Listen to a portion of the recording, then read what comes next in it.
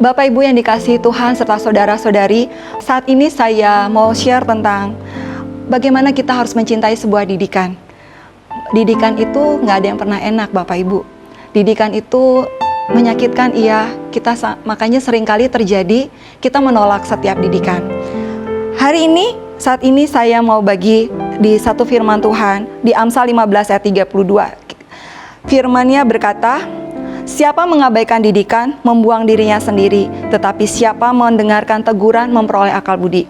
Siapa mengabaikan didikan? Seringkali kan kita mengabaikan didikan.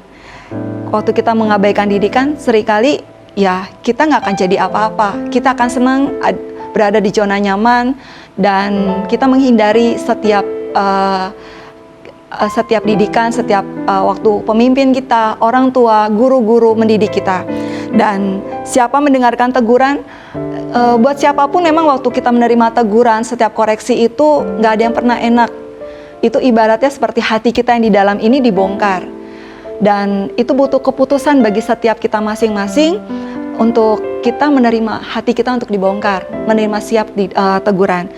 Kalau saya coba baca dari terjemahan New Living Translation, firman-Nya berkata, "If you reject discipline," kalau kita mereject yang ada di dalam nih, bahkan waktu kita mereject disiplin, didikan, siapapun yang mendidik kita, seringkali yang terjadi, yang muncul pertama kali adalah kita marah, berjarak, lari.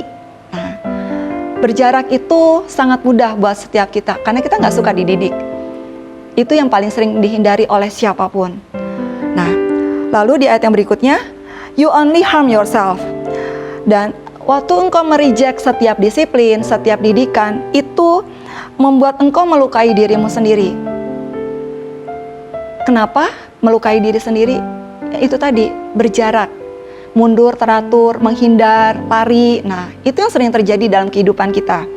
Lalu, di ayat yang berikutnya, "But if you listen to correction," tetapi jika kamu mendengar setiap koreksi dari siapapun, dari guru, dari pemimpin, dari hamba Tuhan, dari gembala, kalau kita mau saja, itu akan di ayat selanjutnya dikatakan, "You grow." Grow itu artinya bertumbuh. In understanding, kamu bertumbuh, menjadi tumbuh dengan pengertian yang Tuhan kasih dalam setiap kita. Nah, kita ini tidak akan pernah bisa menjadi besar. Kenapa? Kalau kita menolak yang namanya didikan. Sakit gak sih? Sakit. Saya juga butuh berjuang kok untuk menerima setiap didikan. Saya juga butuh diproses kok berkali-kali, jatuh bangun ketika saya harus dikoreksi. Dan harus menangis. Bahkan sempat menghindar, iya itu saya lakukan. Tapi firman ini saya dapat dan tiba-tiba ini menguatkan saya. Dan Tuhan bicara sangat banyak dalam kehidupan saya.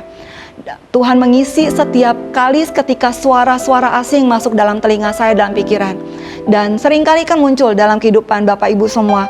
Waktu mereject setiap disiplin, setiap didikan, ketika ada orang bicara negatif, yang muncul seringkali telinga kita, di pikiran kita, "Oh iya, saya memang seperti itu. Kenapa? Lo marah, kecewa." Dan itu yang membuat kita semakin hari semakin berjarak dan selalu ada di dalam zona seperti itu. Dan tidak membiarkan ketika ada orang lain atau gembala atau pemimpin atau siapapun yang mencobai memasuki sesuatu yang positif.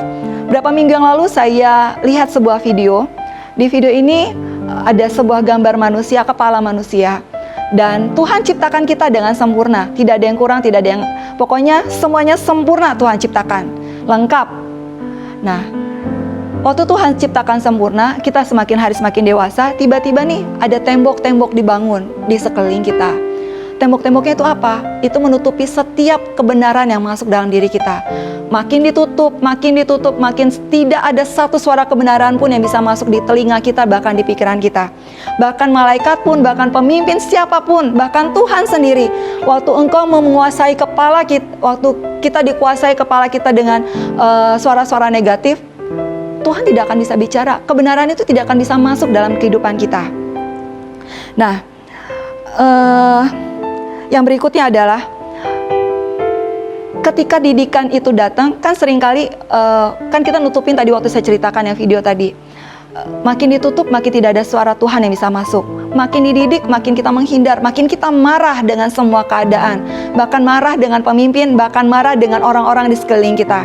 Lalu, gimana ya caranya supaya kita bisa mau terima didikan, terima koreksi, siap diproses? Yang pertama, Bapak Ibu,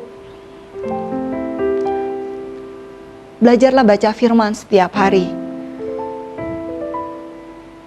Baca firman itu, kalau kita tidak baca firman, itu seperti kita tidak hidup, mati, flat. Tapi waktu kita baca firman, kalau ada didikan datang, ada koreksian datang, atau apapun lah dari kanan, kiri, depan, belakang, atau ada yang nyinyir dalam hidup kita, yang dilemparkan ke kita, firman itu membuat kita berespon dengan benar. Waktu kita baca firman, mau 1 pasal, mau 2 pasal, mau lakukan apa saja, pokoknya baca firman dalam setiap hari. Maka ketika ada serangan di udara, bahkan apapun namanya yang muncul karena baca firman tadi, kita bereaksi dengan benar. Lalu yang kedua, belajar jujur. Ketika ada didikan datang, kita cari orang atau pemimpin atau leader atau siapapun pemimpin rohani, datang ke mereka, datang bilang, hati saya kok sakit. Atau mungkin Bapak Ibu mungkin malu ketemu dengan pemimpin atau siapapun. Tapi bolehkah yang pertama kali muncul, Tuhan kok sakit rasanya? Tuhan tahu kok itu sakit. Tapi bisakah kita berani berkata, Tuhan kok sakit rasanya diginiin? Kok sakit rasanya harus melewati ini?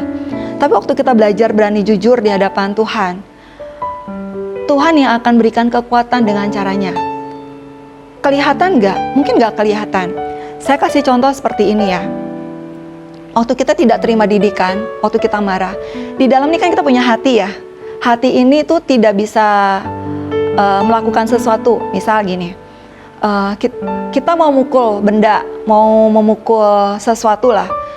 Tapi kalau hati kita marah, tangan ini loh bisa digerakkan oleh hati untuk memukul.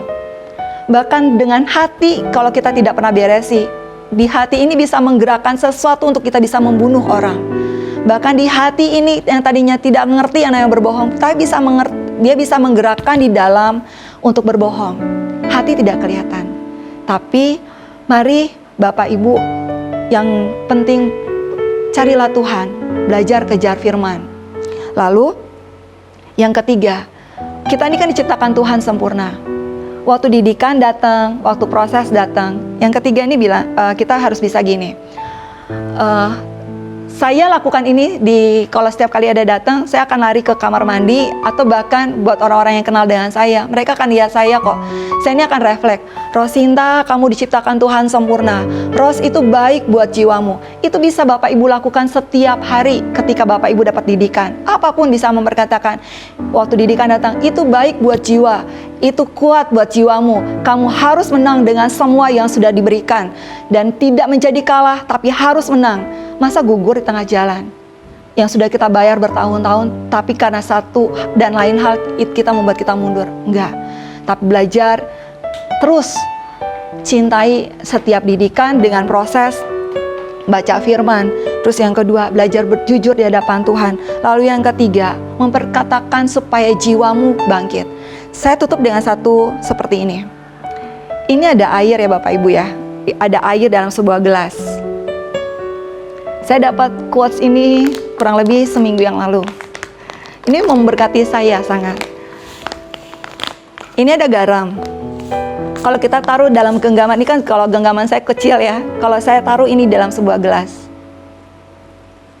rasanya pasti asin. Tapi kalau kita taruh garam tadi ke laut atau ke sungai atau ke air yang lebih banyak, ada rasanya nggak? Tidak ada. Nah, sama halnya dengan hidup kita. Seperti resep makanan tidak akan menjadi sempurna tanpa ada bumbu. Sama dengan hidup kita, kita tidak akan menjadi pemenang, kita tidak akan menang lewat proses kalau kita tidak mencintai didikan. Jadi, ayo kita sama-sama berjuang, lari, kejar panggilan kita masing-masing, berada di tracknya, sukai dengan setiap didikan, cintai semua yang Tuhan kasih, maka kita akan jadi warna-warni buat orang-orang di sekeliling kita. Terima kasih, Tuhan Yesus memberkati.